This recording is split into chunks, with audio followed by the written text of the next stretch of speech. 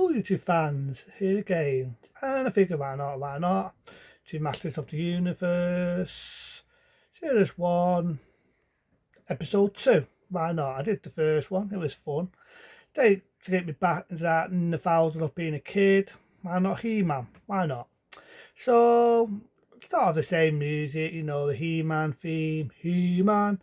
And then it starts off with our mate Adam and so on. Well, actually, it starts off with He-Man and Man of Arms. You've got Evil Lyn, you've got Beast trying to break into the Tassel Estate style, nothing new there.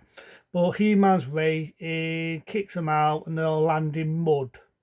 So, because of this, Sorcerer says not to get excited about, they were trying it out to see whether they could get in. So they obviously was up to something. And they were, because halfway through the episode, because it's not a film, it's a series, Skeletor's holding Evil Lyn's hand, not because he wants to marry her, they're holding Beast's hand, and so on, to get this special Tommy to destroy Venturia, to destroy so on. And you've got E-Man, again, Man of Arms, Otto, and all that, and they visit this wizard. Now, I don't know who did the voice to the wizard, but he does like this. He does really see, like someone who's feeling eccentric. So his voice is starting irritating, but I'm thinking, I've heard his voice before. I've heard it before. I'm just trying to do me down the thing where I've heard it, but he's this dotty, eccentric sort of wizard, and he's protected what he's done because he sent his two Tromits out. He was messing about, one of them vanished, and the other fucking Tromits as a judge pissed off and wants to destroy Venturia. So, because Skeletor can't get the Tassel of Stays down, fuck it, he's going to destroy it instead. That's basically what the story's about. That's what it's about. So, they sent this Tommy, and Richard's really sorry for himself. They sort of like get him to die, bring his other Tommy back to life. And the Richard does. And the man is Skeletor's laughing his ass off because he thinks he's got the better of He-Man, like he does in every episode, really. So Evil Lyn, the Beast, they fire off in his ship. They realise that the Tommy isn't being destroyed, Venturia, or should I say, Tassel Estate style, and the two Tommys bounce the ship, bounce him off the fucking probably the next episode, and so on. There's nothing really that exciting about this one. It's not a rant, it's not a review, it's just your typical simple story of He-Man.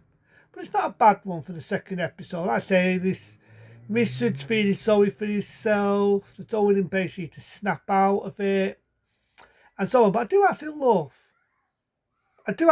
the ending, because like the other one, I think this time we get Man of Arms still in the story, saying that you should never give up, get it right, Fencer, see, I'm giving up. You should never give up, always have faith. If you make mistakes, learn from your mistakes and try again. And I get that. I get that in the episode straight away. I get that in the episode. So for episode 2, series 1, I don't think it was a bad story. Again, it's not a lot to run home about. It's not a lot to get, so as they say, blah, blah, blah, fucking my words up. It's not to get excited about. It's just your typical story. Skeletor style of a fade. Stay style. Doesn't get his own way like he never does. Gets his comet to destroy Stay style. So basically it's like a kid throwing a temper tantrum. If I get Stay style, nobody can. In his Skeletor face. That voice. And basically I like the idea. The Richard Dotty is eccentric. He goes like that. But I do have to love one bit in it where he's Adam and he's trying to get special powers and he fires his ball to chase Otto. I mean, probably as a kid, I probably had a few chuckles there in that episode. But yeah, I don't think it was a bad episode. I mean, I've not seen the other one for a bit. I've not seen them for ages. So it'd be a fun ride to do that. You know, go back to my childhood.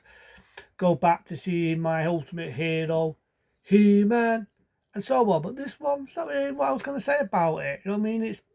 It's a simple story.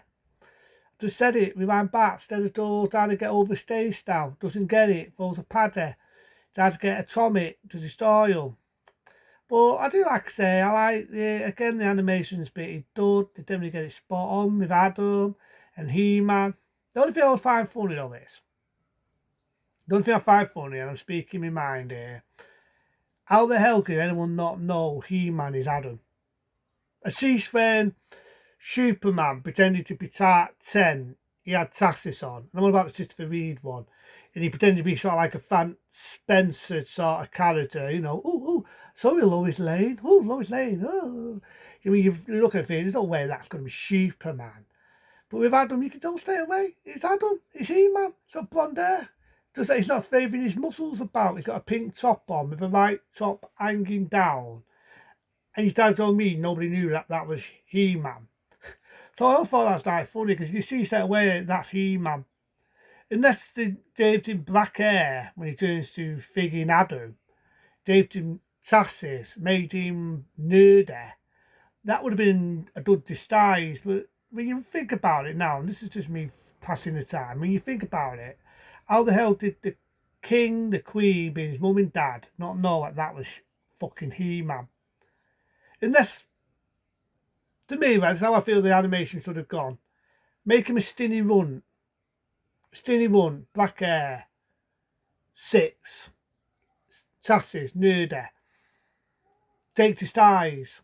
Then when he pulls his sword out, it says, by the power of T-Style, he turns into Mr. Muscle. It's just me speaking my mind there. I just always thought it was hype funny that nobody knew that was fucking Adam, was fucking He-Man. And they thought it was just, I mean, this pretty boy. But then this one, like I say, it's a simple story. Skeletor, Evil Lyn, trying to get the powers of Stay-Style. And they don't get it. They don't get it. Well, again, I like the idea of the Tommy. I always find it funny though, how the fuck can the Tommy, which is supposed to be like a missile, hold a fucking judge? But I went with it. I mean, I went with it because at the end of the day, it was an animated cartoon. It was, you know, it was for a younger audience. It's a state of this. So I went for it. I thought the second story, I didn't think it was that bad. I'm not going to rant on it because, you know, it's an animated cartoon. With an animated cartoon, you can get away with anything. You can make people believe that there are flying pigs out there what are pink. You can make people believe in unicorns in Fairyland and little goblins. I mean, I'm going all over the place here, but you can make people believe anything in an animated cartoon because it's fantasy. You know, it's for a younger audience. But as I say, I always love in the Masters of the Universe. I always love the bit where they give you the fights at the end, like that one. If you fail at something, try again. You get better. Like with me, I did my weightlifting. Never saw the difference.